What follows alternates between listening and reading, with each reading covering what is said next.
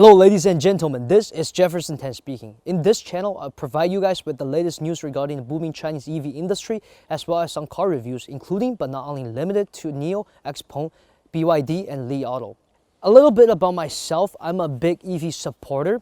I personally drive an Xpeng P7 and Xpeng G3, and I've booked a Tesla Cybertruck as well as a NIO ET7. And these three companies happen to be the leading companies in tech that actually provide practical autonomous driving solutions. And by autonomous driving, I mean more like assistant driving, because up until today, none of these companies' products can achieve autonomous driving that completely discard the human interventions. So today, I am in Guangzhou, where Xpeng's headquarters locates, to try out their NGP, their latest beta version. What is NGP? NGP stands for Navigation Guided Pilot. It's Xpeng's highway solution for their autonomous driving. It aims to achieve autonomous driving from point A to point B on the highway based on navigations.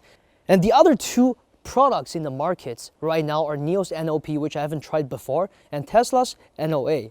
And by NOA, it's a part of the FSD. A little FYI, FSD, we're not going to be able to experience the whole functionality yet today, because due to complexity of the road and regulations, Tesla's FSD, only the highway part, their navigate on autopilot, are available in China.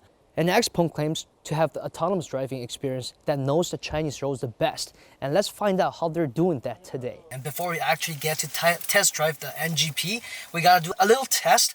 And then I want to do a quick introduction of the people in this car. So I am Jefferson, and this one is Dr. Ma, and he's a project director in the autonomous driving department in Xpeng.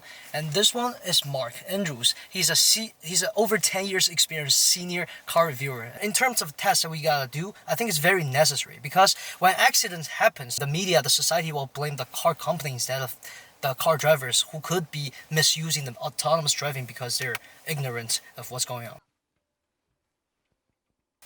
Okay, first we gotta navigate to our destination, which is a service center. 你好小皮导航到合动服务区。结果是第几个？第一个。好的。And the beautiful part is that the navigation sound is played from this headrest speaker. Okay, let's go. Let's go.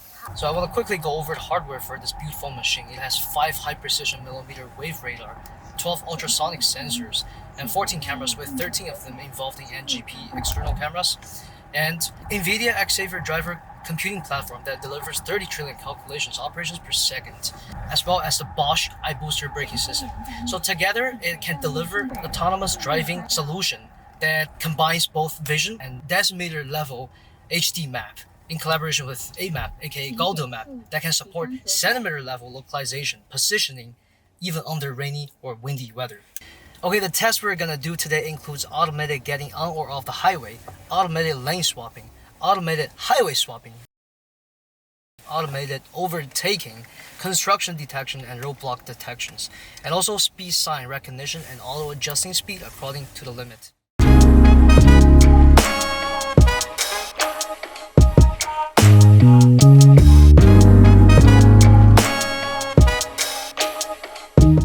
The entire video is quite long, and here are some highlights. Xpeng NGP auto lane merging doesn't require double confirmation. This might have a lot more significant impact on the experience than how it sounds like, and let me explain. And you may question, why am I saying this while the NIO's NOP and Tesla's NOA would both allow auto lane merging without double confirmation if you turn that off in the setting? But here's my experience. When I tried NOA on this important high-performance Model 3 with FSD package, the first run for the highway, it asked me to double confirm for every decision it makes, and it was a terrible experience. Later on, I turned that off in the setting for confirmation before lane swapping. However, only 30% of the auto lane changing decisions actually took actions without me giving signals on the turning light or giving inputs on the steering wheel. At first, I thought it was a bug or technical issues, but later on, when I checked within Tesla community and did more researches online, apparently some other people are experiencing the same issue, and according to them, who are more experienced with the Tesla than I am, the reason for that to happen is at the moment Tesla makes that auto lane merging decision, it checks if you are holding onto the steering wheel beside their regular hands-free time counter. If not, it'll ask you to turn on the steering wheel, hence to me it felt like a confirmation. I don't know if that's true, but let's assume they're right. That it makes complete sense. But I don't know if it's because the steering wheel of Tesla requires too much attention. Although I thought I was holding onto it the entire time, it didn't think the same way, resulting in 70% of the time, I still gotta do a double confirm action in order for it to auto merge, and it exhausted hell out of me for a 30 minutes drive with NOA. Still, Tesla impressed me a lot the first time I tried their NOA, and I was afraid that I wouldn't get a similar experience in my Xpeng P7. But for Xpeng, 5 seconds after I turned on the NGP, seeing it executes its auto merge efficiently, accurately, and seamlessly, everything was done instantly like how I would merge into the highway myself without double confirmation at all. I knew they have stepped up their game to give driver the best experience possible. And the point here is that when your assistant driving asks you to double confirm its auto merging decision, it's like you spending money to hire your kids to do housework for you, and you'd be like,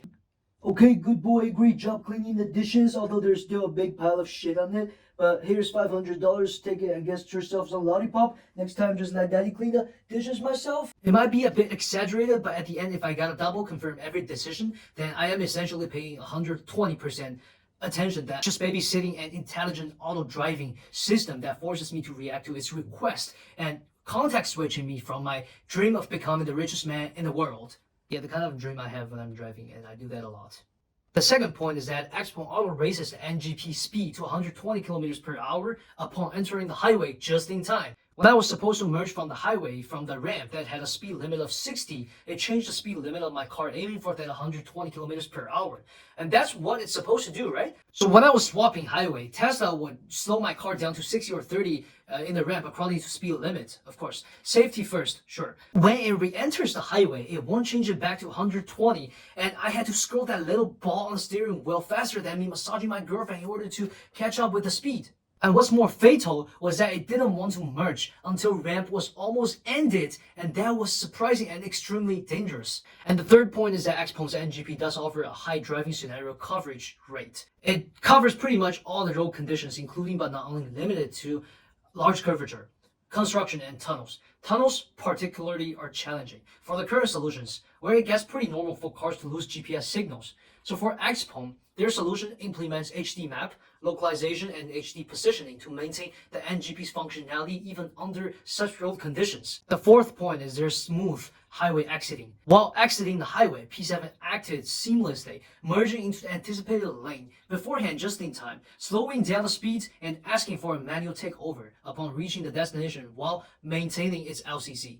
That was expected, of course, but a common experience for Tesla to exit the highway was a bit of a stretch, like a very indecisive girlfriend. And the worst part from my experience was that it failed to merge to the exit and almost caused me to miss it. From the video, we could tell that the Tesla did know that we were approaching the end of the trip, and it alerted me, requesting for a merge. I then put my hands on the steering wheel, turned on the signal lights, but it's still not merging for me. Last but not least, the P7 provides a quite articulate experience in terms of general auto merging decision making and execution. Tesla is pretty good at that too. The basic logic through my observations are default driving on the leftmost lane. 5 to 10 seconds after following the car in the front and realizing it could be driving faster, it'll auto swap lane and overtake and merge back only if it's safe to do so.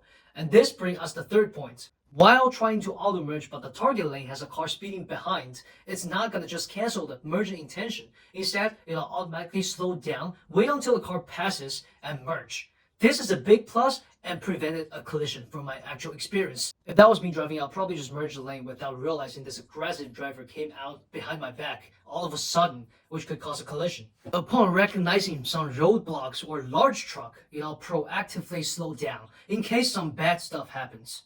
The fifth point is that it knows the speed limit really well, and it won't actually change the speed limit to 40 like the sign suggests as a recommendation to cause congestions while trying to swap highways. And last, no unnecessary auto merging. Tesla sometimes acts like a little naughty boy who wants extra attention just by asking for some unnecessary merging or giving you a heartbeat drop by applying a huge brake going past a large truck. In conclusion, I didn't have the need to intervene at all throughout the entire test road for P7, which contained a shitload of constructions, congestions, aggressive drivers, highway swappings. And I do have the confidence that even if we prolong the trip to 3 hours, it'll require human interventions for less than 3 times or not at all.